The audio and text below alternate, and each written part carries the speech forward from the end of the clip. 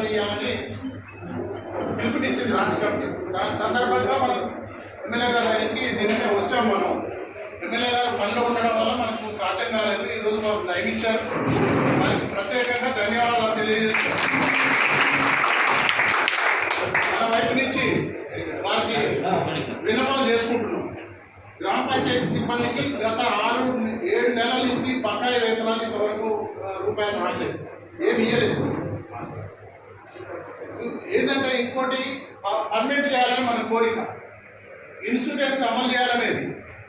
తర్వాత మనకు పిఆర్సీ అమలు చేయట్లేదు. ఎప్పుడైనా పిఆర్సీ ఇతర ఉద్యోగులకు ఇచ్చి మనకు మాత్రం ఇవ్వడం లేదు. అధికారం పెరిగింది. కొన్ని గ్రామ పంచాయతీలో ఫండ్ సరిగా లేక అధికంగా అధికంగా మనుషులను పెట్టుకున్నప్పుడు ఏమవుతుందంటే ఉన్న జీతం కట్ చేసి వాళ్ళకి పంచడం అనేది జరుగుతూ ఉంది. అందుకని వీటి విషయంలో మీరు స్పెషల్గా మీరు ఈఎస్ఐ అవకాశం కూడా లేదు. ఎప్పుడైనా ప్రమాదం జరిగితే కనీసం 10 లక్షల రూపాయలు లేకపోతే ఆ కుటుంబం బదనపడే పరిస్థితి ఉంది.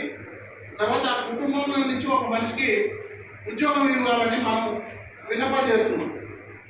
రాష్ట్రంలో 12,769 గ్రామ పంచాయతీలు ఉంటే అలా 60,000 మంది గ్రామ పంచాయతీ వర్కర్స్ పనిచేస్తూ ఉన్నారు ఈ రోజున. మరి మురికి కాలువ తీయడం అయితేంది, మరి కాలువవారి పని అయితేంది, ఇవన్నీ కూడా చేస్తూ ఉన్నాం. రోడ్లు ఊడవడం, తర్వాత నీళ్లు పెట్టడం, ఎవరైనా అధికారులు వస్తే వాళ్ళకి సేవ చేయడం, ఇవన్నీ కూడా మేము చేస్తూ ఉన్నాం. మరి దాన్ని మనం పట్టించుకొని ఎమ్మెల్యే గారు ప్రభుత్వం తీసుకుపోవాల్సిందిగా కోరుతాము. మరి నెలకు 3,500 4,000 పడుతున్నాయి. ఏదంటే 2-3 అదనంగా పెట్టుకున్న కార్మికులు పెట్టుకుంటే వీళ్ళకి ఇచ్చే 9,000 8,000 ఇస్తున్న జీతంలో ఎక్కువ మంది పెట్టుకున్నాం కాబట్టి అక్కడ ఉన్న అధికారులు ఏం చేస్తుంటే ఇద్దరు ఎక్కువైన మీ జీతం తక్కువ చేసి ఇస్తున్నాం అనేది కూడా ఉన్నది. మన జీతం ఒకసారి 9,000 నిర్ణయించిన తర్వాత మన జీతం మనకు రావాలి. అది అధికంగా పెట్టుకుని తక్కువ చేసేది అక్కడ ఎక్కువ పెంచమని మనం కోరుకుంటే తక్కువ చేస్తాము. అందుకని ప్రభుత్వం పట్టించుకొని మన గ్రామ పంచాయతీ వర్కర్స్ యొక్క సమస్యలను పరిష్కరించాలని కోరుతున్నాం. అయితే దీంట్లో డిమాండ్స్ మనం ఇచ్చాం. గ్రామ పంచాయతీ సిబ్బందులందరినీ పర్మనెంట్ చేయాలి. వేతనాలకు ప్రభుత్వం ప్రత్యేక బడ్జెట్ కేటాయించాలి. 1వ పిఆర్సీలో నిర్ణయించిన 30% వేతనాలు గ్రామ పంచాయతీ సిబ్బందికి అమలు చేయాలి. పిఆర్సీ పరిధిలోకి గ్రామ పంచాయతీ వర్కర్స్ తీసుకురావాలి. ఫార్మర్ బిల్ కలెక్టర్ను సహాయ కార్యదర్శులుగా నియమించాలి. వాళ్ళను పర్మనెంట్ చేయాలి. అసలు పర్మనెంటే లేకుండా పోయింది. ఎన్నాళ్ళ నుంచో చేసిన జీవో నెంబర్ 51కి సవరించి మల్టీపర్పస్ వర్కర్ విధానాన్ని రద్దు చేయాలి. అంటే మల్టీపర్పస్ అంటే ఒక గ్రామ పంచాయతీ వరకు ఒక పని అప్పచెప్తే ఆ పని కాకుండా ఏ పని పడితే ఆ పని 24 గంటలు చేయాల్సిన పరిస్థితి వస్తూ ఉంది. ప్రమాదం జరిగినప్పుడు 10 లక్షల నష్టపరిహారాన్ని కోరుతా ఉన్నాం. పోస్ట్ ఆఫీస్ బీమా పథకం ద్వారా మాకు చెల్లించాలి. ప్రమాదంలో మరణించిన కార్మికుల కుటుంబ సభ్యుల్లో ఒకరికి ఉద్యోగం తప్పకుండా ఇవ్వాలి. సహజ మరణానికి ఇన్సూరెన్స్ పథకాన్ని 5 లక్షలు పెంచాలి. 2011 జనాభా ప్రకారం కాకుండా అవసర ప్రాతిపదికన కార్మికులను తీసుకోవాలి. ప్రస్తుతం పనిచేస్తున్న వారందరికీ కూడా వేతనాలు చెల్లించాలి. పిఎఫ్, ఈఎస్ఐ, ప్రమాద బీమా, గ్రాట్యుటీ సౌకర్యం కల్పించాలి. గ్రామ పంచాయతీ సిబ్బంది అందరికీ కూడా రిటైర్మెంట్ బెనిఫిట్స్ కూడా అమలు చేయాలి. ప్రమాదంలో మరణించిన కార్మికుల దహన సంస్కారాలకు 10,000 రూపాయలు కాకుండా కనీసం 20,000 రూపాయలు ఇవ్వాలి. ఎందుకంటే ఆర్థికంగా ఖర్చులు పెరుగుతూ ఉన్నాయి. వాళ్ళ మీద ఆధారపడే వాళ్ళు కూడా ఉంటున్నారు. అది ఏం చేయలేని పరిస్థితిలో ఉన్నారు. 8 గంటల పని దినాన్ని, వారాంతపు సెలవులు, పండుగ సెలవులు, జాతీయ ఆర్థిక సెలవు దినాలు కూడా వాళ్ళకి అమలు చేయాలి. వయసు మీరిందనే సాగుతో కార్మికులను మార్చుతే ఆ కుటుంబంలోని ఒకరికి ఉద్యోగం కల్పించాలి. ఆదాయం ఉన్న పంచాయతీలలో వేతనాలు పెంచుకునేందుకు అనుమతి ఇవ్వాలి.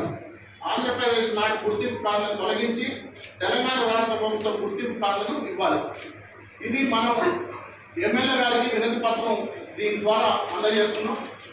మరి మా ఆయన దయించి మా గ్రామ పంచాయతీ వర్కర్స్ మీద దయించి మీరు ప్రభుత్వాన్ని విన్నవించి ముఖ్యమంత్రి గారితో మాట్లాడి తొందరగా ఇది పరిష్కారం చేయాలని కోరుతాము. ముఖ్యంగా ఏంటంటే మా వేతనాలు లేకుండా 5-6 నెలల నుంచి వేతనాలు లేకుండా మేము పనిచేస్తున్నాం.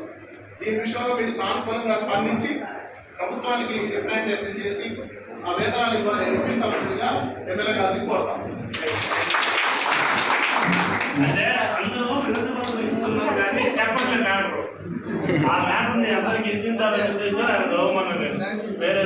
ఓపికగా మన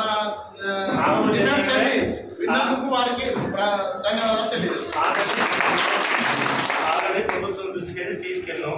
దీంతో పాటు సెక్రటరీలు కూడా ఏం చెప్పినారంటే ఇప్పుడు కొత్తగా ఉన్న సెక్రటరీ అంటే ఇన్ఛార్జీలు వాడే కాబట్టి వాళ్ళకి ఆల్రెడీ వాటర్కి గ్రామ పంచాయతీ సిబ్బందికి ప్రయాణాలు తీసుకుంటారు.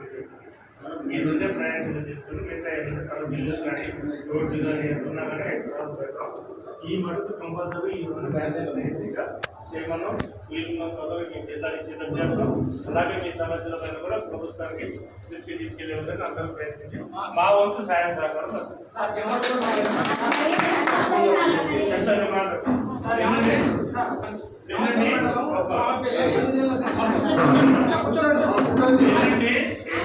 సెక్రటరీ మీటింగ్ ఆదివారి సంవత్సరంలో సెక్రటరీ సభలు 14వ తారీఖు మీటింగ్ ఉంది. ఆ మీటింగ్లో సెక్రటరీ సభలో ఈ ప్రాబ్లమ్స్ అన్ని వాళ్ళతో మాట్లాడి వీళ్ళు తొందరగానే జీతాలు పెండింగ్ లో ఉన్న వేతనాలు నేను